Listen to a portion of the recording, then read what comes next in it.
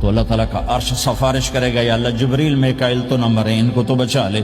تو اللہ تعالیٰ فرمائیں گے اسکت فقط کتبت الموت علی من کان تحت عرشی، خاموش رہو میرے عرش کے نیچے سب نے مرنا ہے. جبریل مر جائے گا، میکائیل مر جائے گا. اللہ پوچھے گا کون باقی ہے؟ تو وہ کہے گا یا اللہ اسرافیل جو پھونک رہا ہے وہ باقی اور میں باقی ہوں. اللہ کہیں گے اسرافیل مر جائے.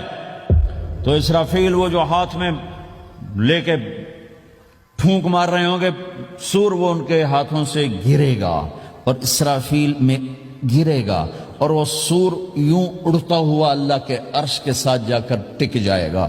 پھر اللہ فرمائے گا کون باقی ہے؟ اب اسرائیل کی ٹانگیں کانپیں گی. سب کو موت کا ذائقہ چکھانے والا آج خود چکھنے لگا ہے. کون باقی؟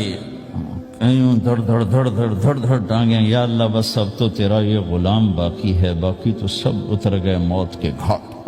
تو میرا اللہ تعالیٰ کہے گا مت فإنک خلق من خلق، تو بھی مر جا.